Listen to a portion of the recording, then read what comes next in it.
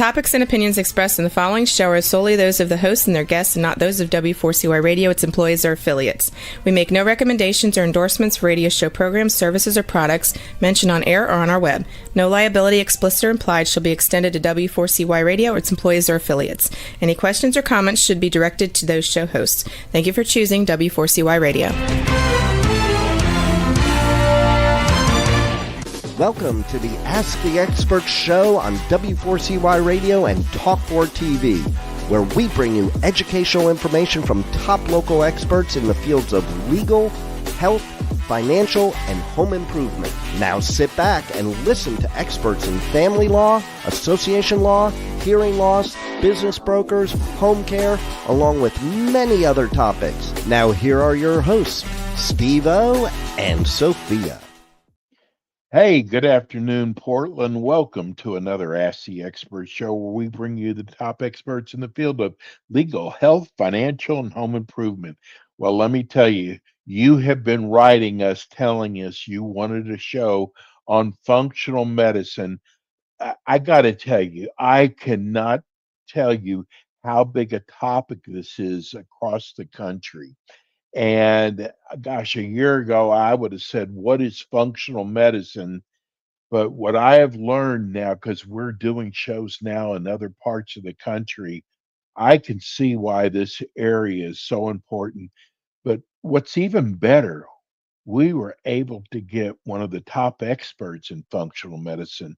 The name of the practice is Upgrade Medical. Let me welcome you to Dr. Chris Clarinomos.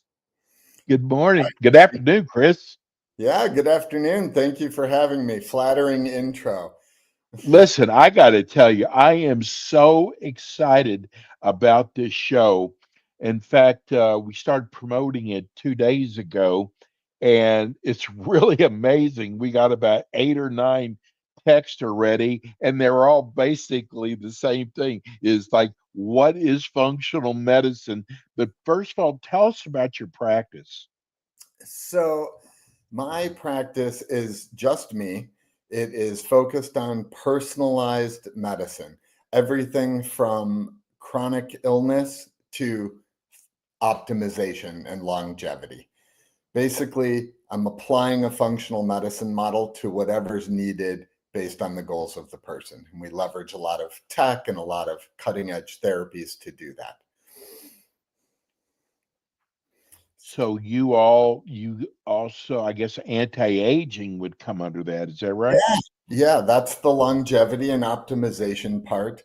I've been doing this since the beginning. I actually knew some of the founders of functional medicine. I was very fortunate.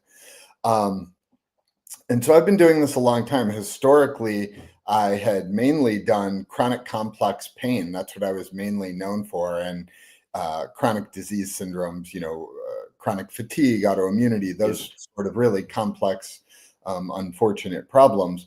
And so what I did was apply these principles that we can use for both health, wellness, optimization, anti-aging, longevity, but I was applying them to these chronic illnesses. And so I still do that, but I also have now focused more on the preventative side more recently. Chris, I got to tell you, to me, what I have learned from functional medicine, that most people know their body. They know if there's something wrong. They go to a doctor and the doctor does all the blood work and says, we're not seeing anything wrong, but you personally know there's something's not right with your body. You go and see a functional medicine clinic, and what you do is you find out what the source is. And I think that is just incredible. Yeah, that is that's the whole sort of key principle of the model. And it's not a disparity on standard biomedical model at all, because that has obviously a very important place in our world. It's just different, right? And like you said, often people feel something is off or not right, or that they just can't get what they want, right? They're used to X, but now they're feeling Y. And when you go to a conventional doctor, it's different. They're looking at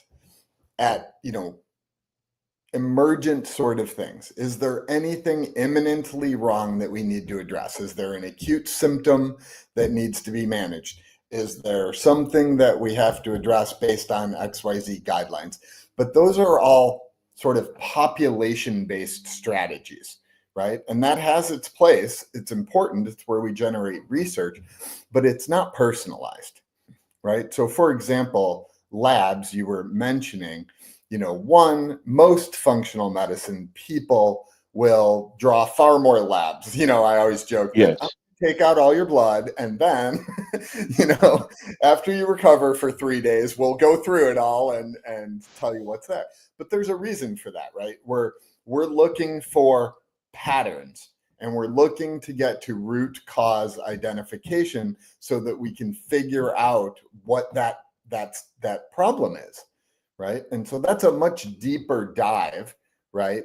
It's narrowing lab ranges to optimal levels instead of population-based ranges, right? Because between here and here is normal based on the population.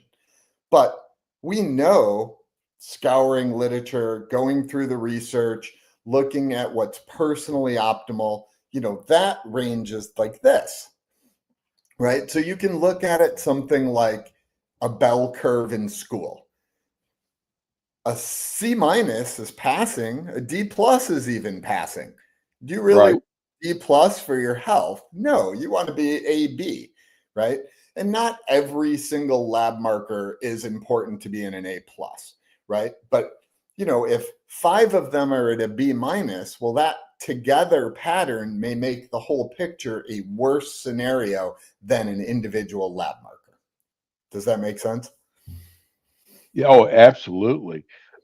We just got a text in from the Portland area. I am so glad there is a show like this. I have been wanting to find a podcast show that would talk about functional medicine. Dr. C, it's funny because they're already calling you Dr. C already. Dr. Well, C, the will last you name's a be? mouthful. Yes, they want to know, will you be talking about stress? Sure. I mean, stress is always something we look at and acknowledge in the bigger picture, both from a psychological standpoint and a physiological standpoint. Stress has a lot of impact, right? The famous model was from a person called I'm gonna mangle his name, but Sayal, that did a stress model, right? And so in the sort of naturopathic functional medicine world where this came out of, we look at adrenal function and cortisol and things like that, but it goes well beyond that, right? Stress impacts everything: your mood, your neurotransmitters, your blood sugar as it relates to cortisol, your sleep patterns, right? Your overall health. Stress is impacted. And then the downstream effect of that stress has really broad implications. If you're not getting deep sleep, you're not detoxifying your brain. You're not in a restorative sleep to recover physically, right? Then of course, that makes your mood worse and you're already stressed. Then that impacts relationships. Then that can lead to anxiety, depression. Then now you're adding, high levels of cortisol that, maybe creates insulin resistance, and then you gain belly fat. And then it's this cascading snowball. And that's kind of the essence of functional medicine, is that you can take this singular, whether it's a lab marker or a symptom or a physiological mechanism, and link that, right? And then follow that chain, follow that thread, if you will, to get to what's causing it and address those things. We just got this is a lot of text for the first show. Well, Does hopefully they're functional good ones, so we'll see. yes, no, See. we're doing great. Does weight loss come under the heading of functional medicine? Do you treat weight loss? So I do. I will preface that by saying I prefer to call it metabolic fitness, Okay. right? Because weight loss is aesthetic, right? And of course, everybody has some degree of vanity, including myself, right? I don't want a big gut. That being said, right, that's not the important piece. The important piece is the metabolic burden of that, right? So excess weight causes, right from the start, a mechanical load on your joints and spine. Then you have a hormonal shift. You have an inflammatory shift. You have glucose and insulin resistance. Then you get fatty liver, right? If fat's accumulated around your organs, you could be skinny as a rail, but if you're skinny fat, you're metabolically unhealthy, right? So when people say weight loss, I prefer to sort of tout it as a more circumferential, encompassing metabolic process, right? And that's what we try to address. Not that we won't use some of those, famous things that are all over Instagram and Facebook, your tirzepatides and GLPs. That's sure a part of it, but also eating habits, sleeping, addressing the inflammation, modulating your hormones. I mean, this is a weight loss. We hear about it. I get a lot of calls from women, right? Perimenopausal, postmenopausal. I just can't lose this weight. I feel like crap. Blah. Oh, sorry. Something like that. And the reality is their entire hormonal patterns have shifted.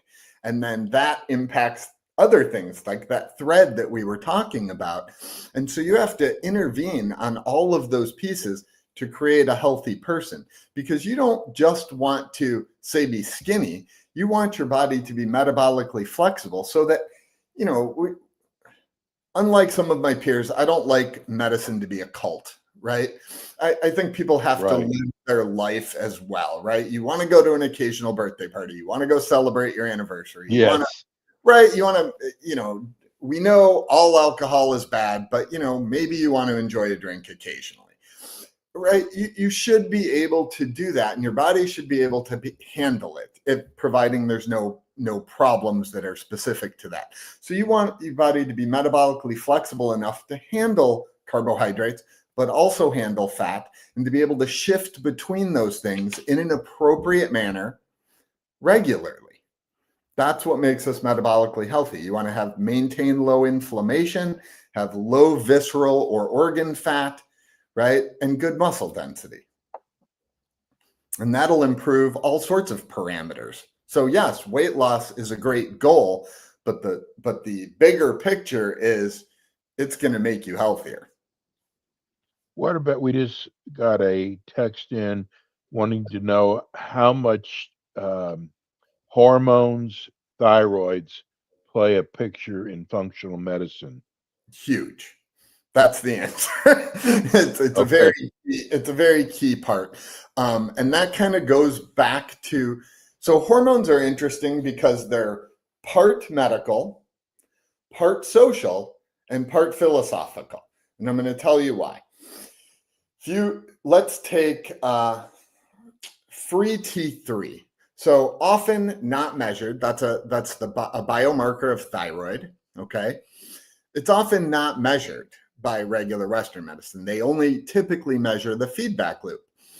But that's the only part of the thyroid that's truly biologically active in the system. So if you're low there, the rest of your numbers could be great. And you're going to feel fatigued. You're going to feel sluggish. You might have dry skin, brittle nails, hair loss, inability to lose weight, all of those things.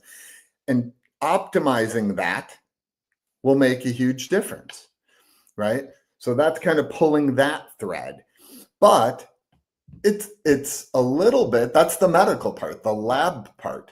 But the art part, the sort of philosophy part is, well, what if that person is what I would say on a lab a little functionally low, but they have zero fatigue. Their energy is phenomenal. They're not having trouble gaining weight. They have no symptoms of thyroid.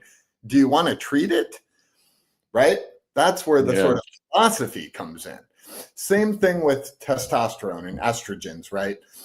There's culturally, some women think menopause is natural and it's appropriate, and that's the stage of life I'm going to be in, and I'm not replacing them. That's okay if that's their choice. From a medical side, I'd say, well, if we're trying to stay fit and healthy and live well, you don't want to lose the things that we had when we were at our optimal peak, and they should be replaced. But then within that concept, if you go to a gynecologist or a urologist and they measure, they again probably wouldn't measure all of the labs that we would, but we would take that in context with your symptoms and say, well, look, we should probably, if we optimize this, you're not only going to have improvement in your weight loss that we were just talking about, but you're going to have cardiovascular health. You're going to have improved bone density. You're going to have reduced pain levels, because estrogen and testosterone both are modulators of the pain receptors, right? You're going to have improved cognition. All of those things go together. So it's a key system of the body, the hormonal system. So that is one of the key systems we always try to address. Here's one from Salem. Mild really enjoying your show. I've been diagnosed with osteoporosis. How do you treat your patients with osteoporosis? Yeah, so some of that's going to depend on age and cause, right? Sometimes it's induced by a disease state, which is a little bit different approach. If it's just sort of aging, basic level, we're going to look at what's causing that. Is it, we know certain things like they haven't exercised, they haven't added resistance training, that's going to reduce bone density.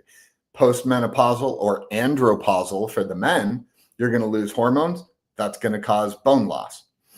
Something like you can take all the vitamin D you want, but you need vitamin K2 to get that calcium and into the bone, keep it out of circulation and into the bone, right? So we want to look at all those things: nutritional status, hormonal status, what kind of exercise they're doing, have they added resistance?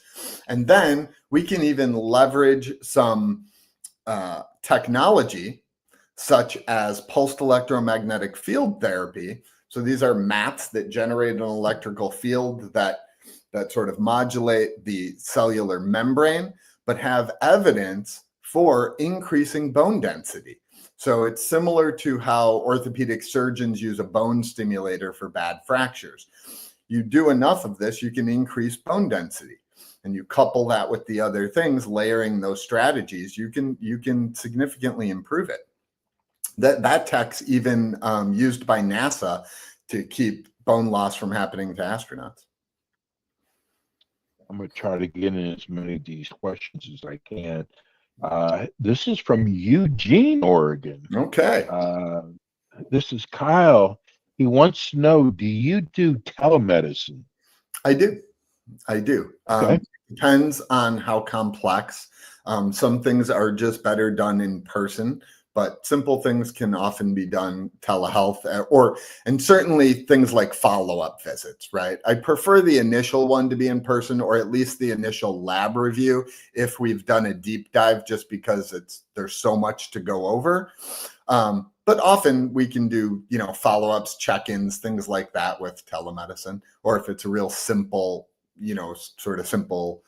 initial, we can do that. Rob and Med 2.5 hours to come.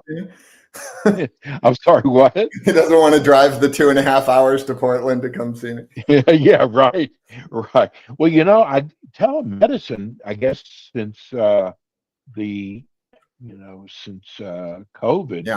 people are starting to get used to different types of telemedicine. But, I think a doctor like yourself, Chris, that specializes in functional medicine, there are so many people out there because we get the letters that are so frustrated because their doctors could not find. Now, you know what? If you break your leg, you're not going to go to a functional medicine doctor. Of course not. That's not what we're talking about. But there's so many areas that you can go to the next step, Chris, that Yeah. people are now that they're learning about functional medicine. I'm telling you, I think it is going to be one of the most popular areas of health, and we're so blessed to have you on the show. We've we've got a few more minutes. I want to find out what do you think is most important thing a person can do to maintain their health? So, believe it or not, I would say the pillars of health first. So that's sleep, exercise, good nutrition, and your mental health. And your mental health can also encompass things like your social interactions or your spiritual beliefs, etc. Right? Um, Dietary with maybe some basic supplements. Not everybody needs to take 200 pills a day, right? A good quality diet, fresh, organic, whole foods, real foods, not things found in a box, good sleep. Even a mild case of sleep apnea that you don't notice will take over a decade off your life, drive up inflammation, and alter your hormones. And you're not fixing that with med, right? You're going to fix it with fixing your sleep apnea. I tested because I have somebody that I trust that did that, and I'm thin. I don't have obstructive wrist, but I was a fighter back when I was younger and scrappier, and it broke my nose a lot. And I had a lot of blockage in there, and he kind of what I call, he's going to yell at me for this, but I call it the roto-rooter. He went in, opened things up so that I had better physiological airflow. And then I have a little oral appliance, like a little night guard. So it resolved it completely. And so you don't always have to have the Darth Vader mask. There's some other ways to do that. So if you address those core things, and honestly, I feel like probably everybody should go through periods of counseling, cognitive behavioral training, and keeping, like you said, stress and your sympathetic nervous system in check is critical. Your sympathetic nervous system is the thing that typically goes into overdrive, and it offsets our parasympathetic, and that's usually modulated by the vagal system, and I'm a big fan of treating that. But you want to keep those 4 pillars of health. Then the next thing is addressing things before they become a problem, right? Addressing them as a systems level approach for your whole health, and having consistency and compliance over time. You can't go to the gym once a month, right? Same way you can't address your health once a month. So if you're going to self-advocate, which I think is an important thing for all these people who can't get their problems addressed or want goals that Western medicine can't address, you have to be prepared to actually follow through with those things over time. Chris, they're going to kick us off. Tell people how they can reach you. They can reach me at www.upgradepdx, the abbreviation for Portland, upgradepdx.com, or call the office at 971-299-8350. And that's, I don't monitor it, but you can leave a message or even text that number. And on the website, there's a free discovery call that people can book for 10 minutes if they'd like to do that. Chris, great show. God, everybody's writing, why is the show over so early? Chris will be back again with us next month. Chris, thank you so much. We are so lucky to have you. We'll talk to you soon. Very welcome. Thank you all. Thanks, have Chris. a great weekend, guys. And that'll do it for us today. We'll be back again with you next week with more Ask the Experts. Thanks, Juan.